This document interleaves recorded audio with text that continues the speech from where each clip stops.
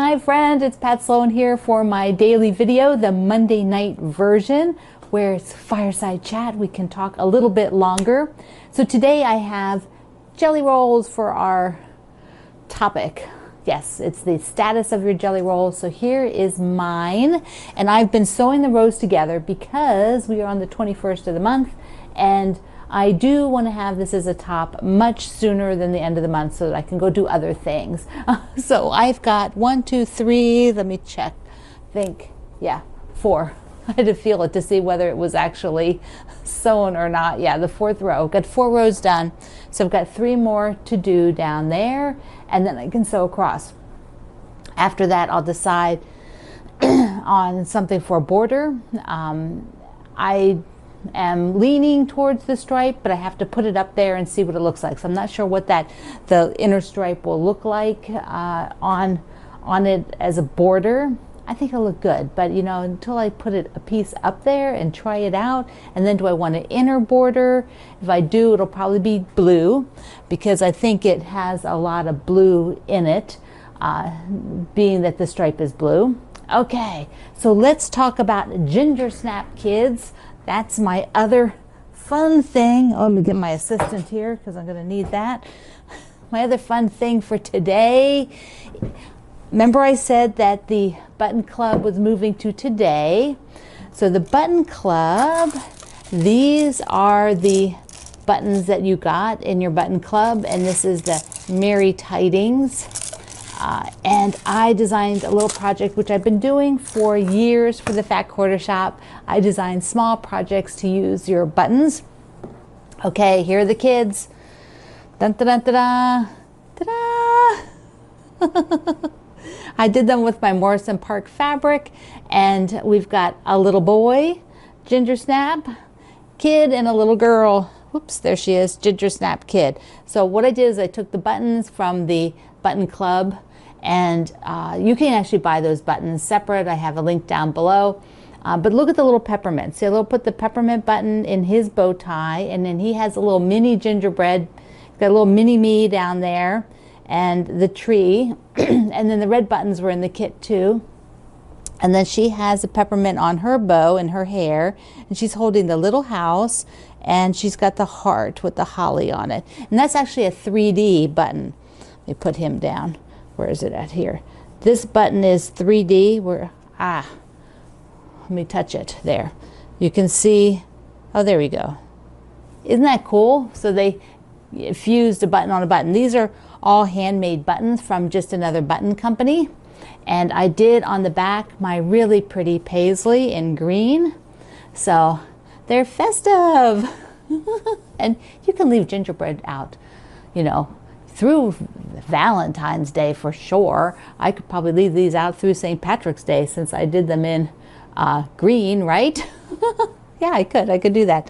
So this is a download at my website. You can go there and get it. Link is below, plus I will put it to the comment, the first comment below. It'll be pinned. They were fun to do. They were so fun to do.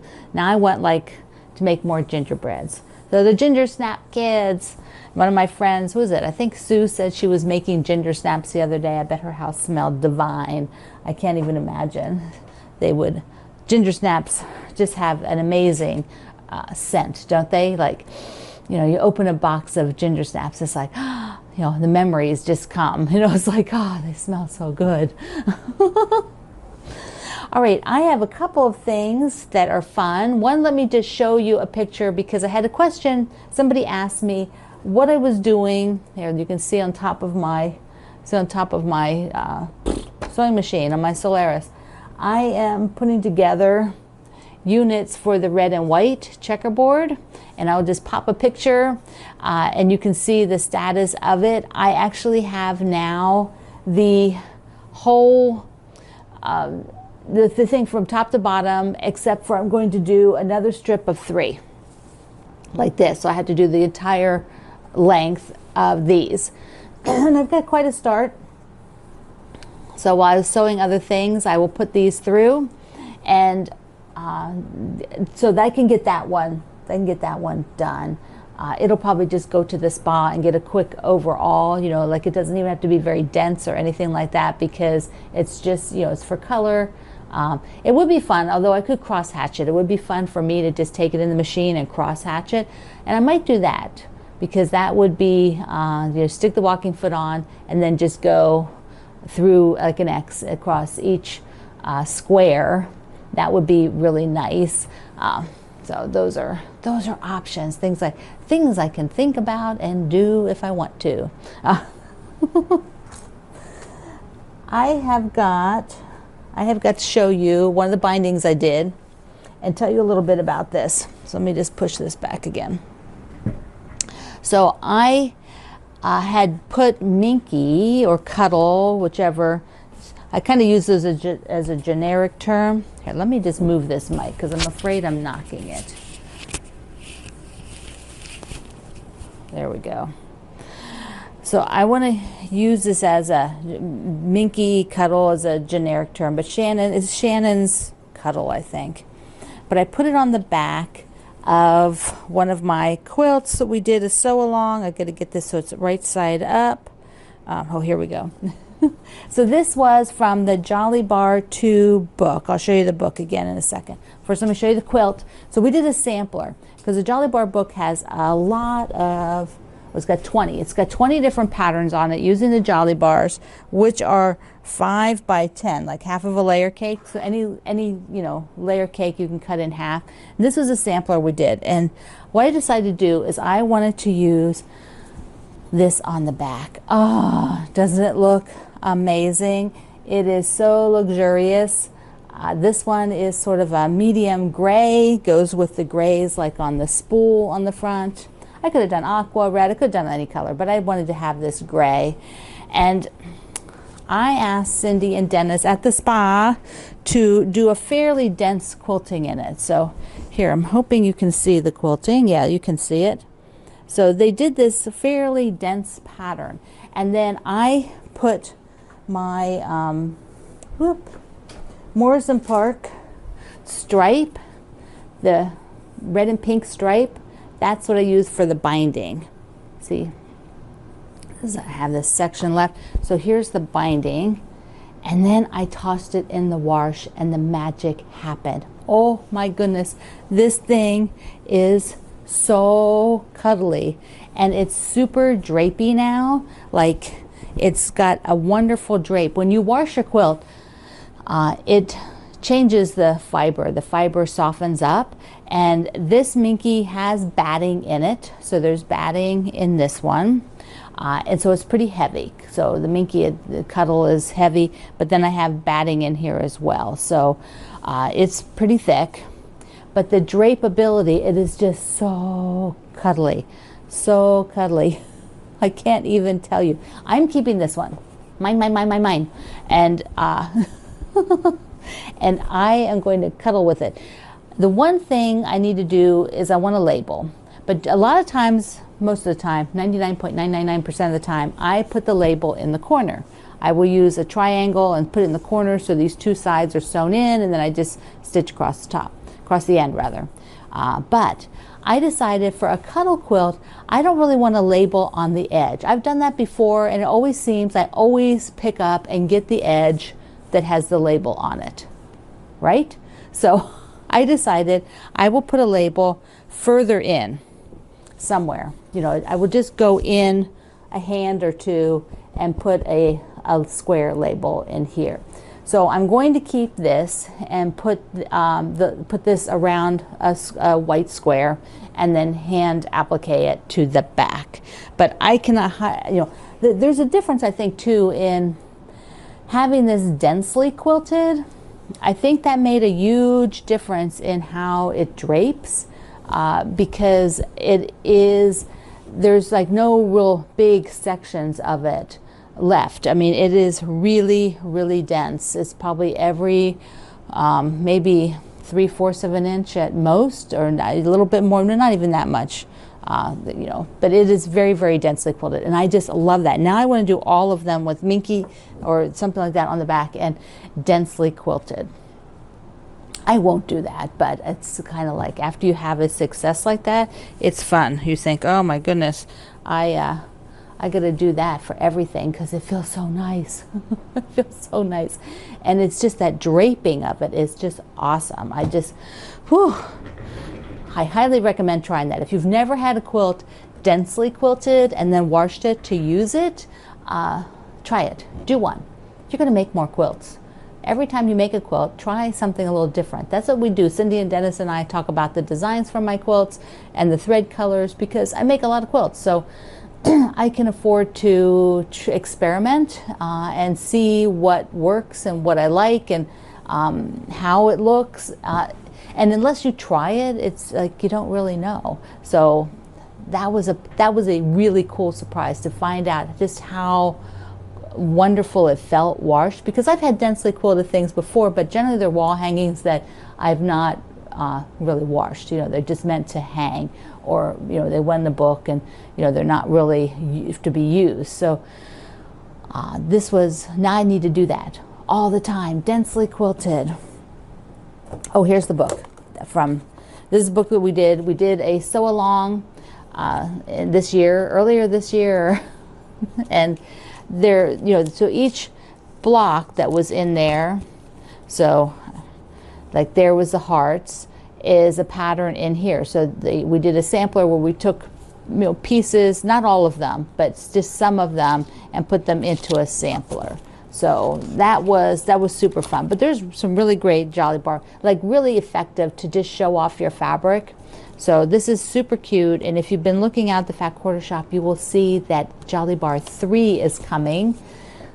So excited, and we're going to be doing a sew along for Jolly Bar 3, Jolly Bar Book 3. So yes, yes, yes.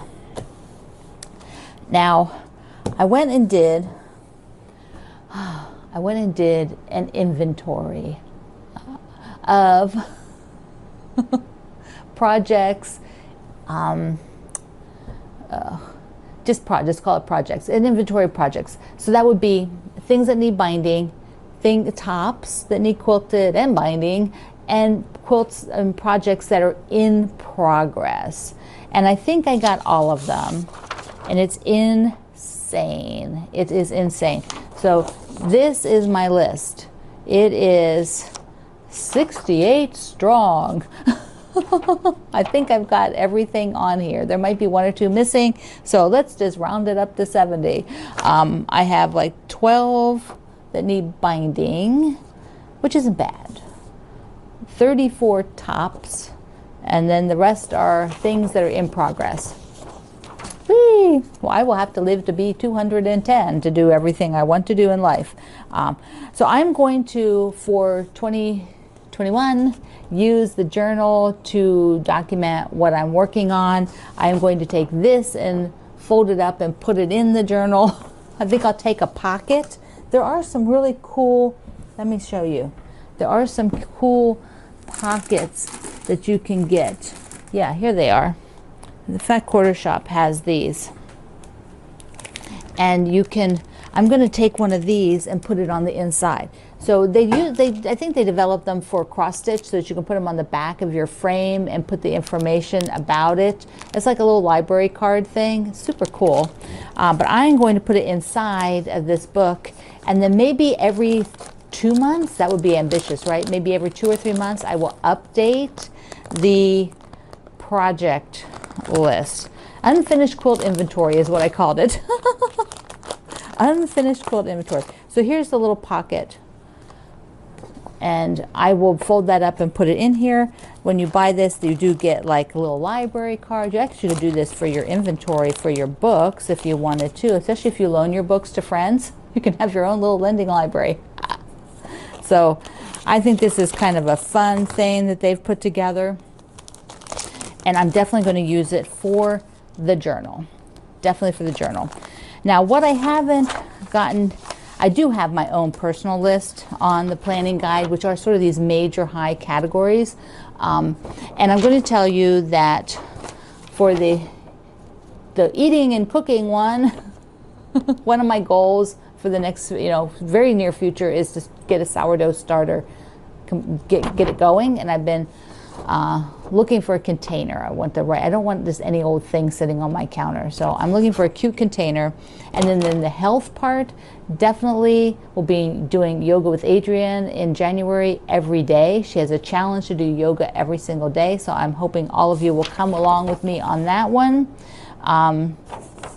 So I do have some other things on there that I haven't listed here. I haven't written them out, but I'm sure that you are working on yours because it'll be helpful. You just do it for the time frame. Use this for the time frame you want. It could be just the next 2 weeks, you know, like in the next 2 weeks. What do I got, you know, what are the things that absolutely I must get going? For January, you decide. I'm going to do mine through till April, and then work the plan. I've already done, look at that, getting that quilt done with the binding. Yes, and I've got the binding on the Dear Jane that I'm doing by hand now. So stitching on that. And so I've been wanting to show you something for a long time, and today is the day. Let me just push this stuff over here a bit because I don't want to lose track. All right, I won't lose track. So I want to show you something. It all sort of starts with this. And if you have actually been sort of following me for a really long time, like some of you have, you may have seen this little basket before. It is, they're plastic, except for I think that's like rattan or something on the top. It has got a polka dot. Look at that. You want to see what's inside? This is mine. This is my embroidery basket that was probably purchased when I was in 6th grade, maybe seventh grade, maybe 7th grade, living in Germany, living in Wiesbaden. There was we lived in an apartment with a German apartment building because my dad is not military, so he worked with the military, but we didn't have housing. So we were not on base, but I went to the military schools and we had all the privileges. We just didn't have housing because there wasn't enough housing. So we lived in a German apartment building, and it was outside of town, downtown, but it was near the Rhine. So we were just a couple of blocks from the Rhine River. And between our apartment and getting to the Rhine, you went through town, and there was a little, I would call it like a 5 and dime. You know, if you think about that term, a 5 and dime, a little like a Kmart kind of a place. And there were crafts. And I would go in there as often as I could. You know, my mom would give me some money and I would go down and buy a kit, some sort of kit that I could make, because I was constantly making things. And at the time there were quite a few kits. So they were the things that I went, because I didn't have to get extra stuff. I just got it all together. But at some point I bought the embroidery basket with the red polka dots. And inside, still have inside a little latch hook kit, little latch hook cutter. This is to cut wool to do latch hook. So that's something I did. And I've got a granny square crochet pattern. Woohoo! Love knit. You could tell I was a kid of the 70s, which was hanging over from the 60s. Then this was my needle holder. Do you know what this is? It is a pocket taken off of something. It looked like probably a pair of my pants. And did I bother to sew it down? I guess I did. Oh yeah, I have a big old running stitch along there. Do you see it? Oh my goodness. And then inside here is just a bunch of floss. Floss, floss. Oh, there's the hook for the latch hook. How many of you did latch hook? Oh, I wonder what this is. There's some sort of plastic canvas. That's a piece of plastic canvas stuff. Another pocket in there. And a pair of scissors, you know, me and my scissors. So there's they were cheap. Holy cow. And then, I guess these were Valentine cards. Yep. Not sure why I have Valentine cards in here. So this is another thing with the crochet to keep track or something. So that is what is in my little basket. But I have more that I've been wanting to show you forever. One is a surprise to me. I didn't know I was going to show you this because I didn't even know we had it. But Greg was going through some stuff and he found a piece of, say, embroidery slash cross stitch that his mom did. So my mother-in-law Madge did this for the landing on the moon, and I don't know if it was printed. I can't tell if she bought it printed. She's an artist, so she could have drawn it herself, but I imagine she purchased it. All the years that I hung out with Madge, which was a lot of years, I never really saw her do embroidery and stuff like that, so this really wasn't her thing. She did a lot of sewing, and she did knit a bit, but mostly she sewed whenever. So this is kind of cool to have. Okay, and the other two things I want to show, as Greg found this again, which I made for him. So this is a embroidery, and I'm sure that this was some sort of kit. If I peel back the fabrics, peel back the threads, I'm sure I can see a very light, diagram underneath there, because this is a lot of embroidery. And you can see I put his name above the blacksmith shop, and we had this in a just a frame that we made for many years. We just sort of had this wooden frame and stuck it in there. Here it says on the back, it was 1977, the National Paragon Corp. There we go.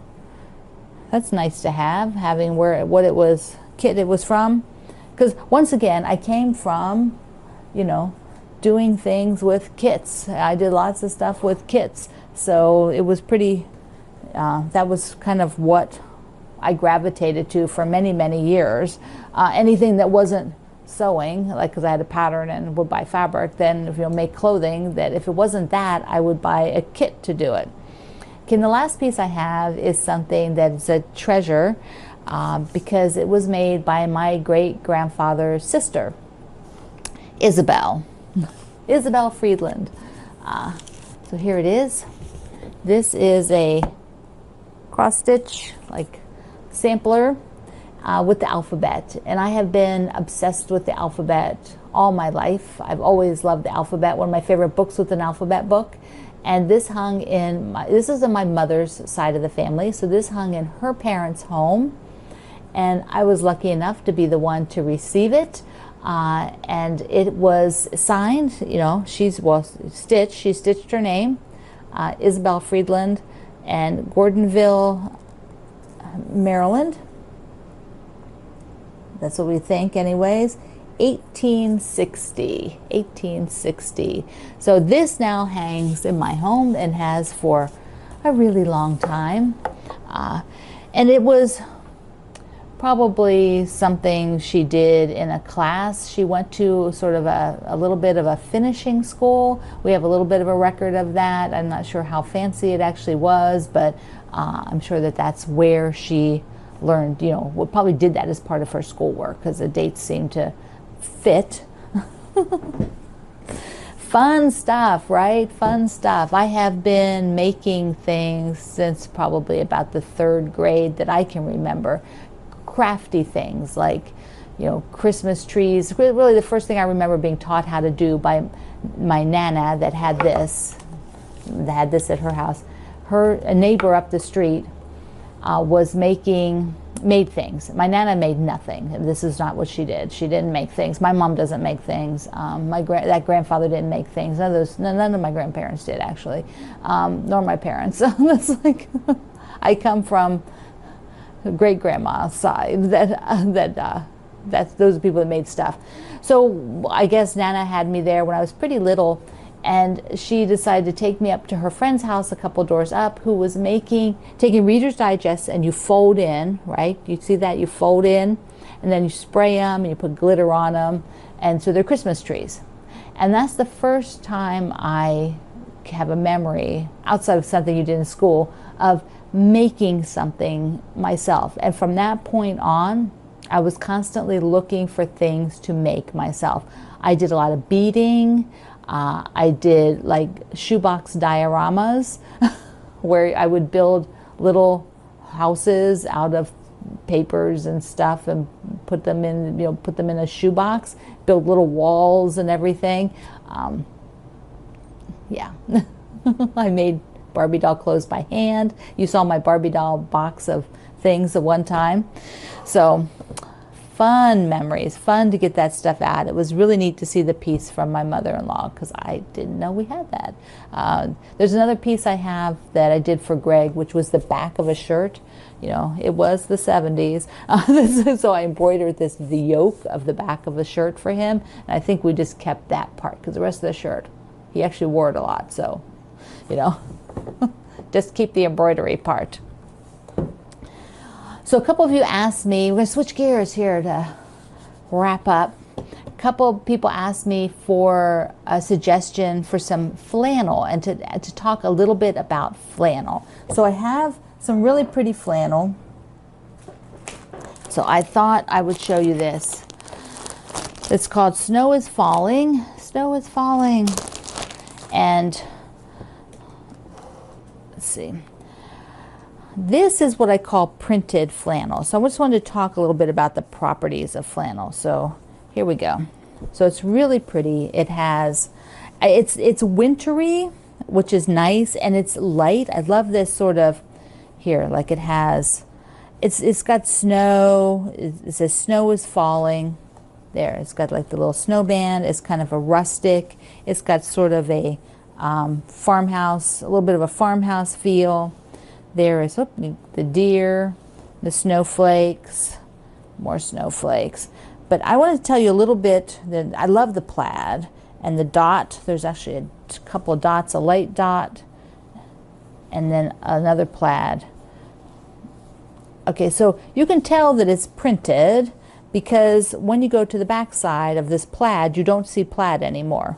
So you have the flannel as the front, and here's the plaid. There are things like if it was woven, when you flipped it over like this, you would see plaid on the back. It would look like the front. They wouldn't look a whole lot different, and that would be woven flannels. And often they're not real fuzzy. Like this one feels only slightly thicker than your quilting cotton, your regular quilting cotton. It is, so it's super easy to use. You can mix it if you want, but of course doing an all flannel quilt is super cozy.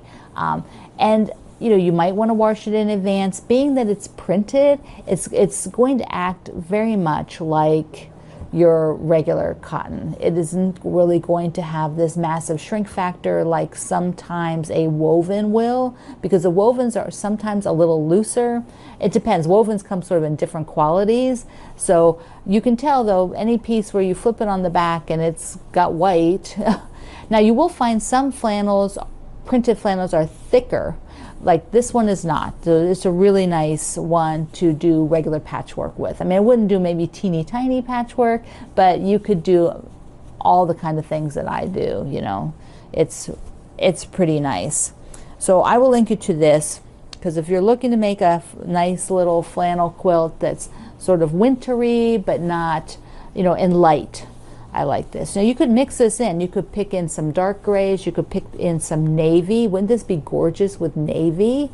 Yeah, of course it would. We want to be sure we're ready, right? This week is Christmas week, and then after that, next Monday, we will start the elephants. Yes! The stomping ground. And guess what? Here is an elephant, all done. I don't know. I think she needs a name. I'm thinking Ellie. I don't know why. But isn't she cute? Now, I did have a few people write me, oh, the trunks need to go up because it's good luck. Well, if you do a little research, you'll find that for elephants, there's all kinds of things people associate with good luck with elephants. There's types of good luck when their trunks are up, types of good luck when their trunks are down, and types of good luck just for being an elephant. So next Monday when we do this, I will gather a few of those good luck things, because of course we're only interested in the good luck, and talk about them and list them on my website, because we want all kinds of good luck. That is what we're all about. And you can get the pattern. My fat quarters from Morrison Park. This is Morrison Park fabric. The fat quarters are probably being cut right now, so they should be out really soon on the Fat Quarter Shop website. I'll link there, so when they're there you can get them. You can put in a little notice so that you'll get an email when they come in. And then we have in January the home is. So I want you to be, if you haven't sort of, you know, thought about doing this yet or decided you're going to sew with me in January, do sew with me. It's going to be fun. In the next few days I am going to be playing around with the layout for this. I mean, I have ideas, but I haven't sort of put it into the computer yet. So that is one of my goals. Okay, the Gingersnap kids say hello. They want you to come play with us. So come download and make some Gingersnap kids and show it at my group, Quilt Along with Pat Sloan. You can also show it at my website where you find the download. If you go to the very end, I have a link party there where you can, it's a photo party gallery. You can just put in your pictures. Also give me a status of your jelly roll quilt. Up. There it is. Thank you for being here. You are an amazing community. I will have all the links below. A link in the first comment if you can't get the description box open. I love you. I will see you online.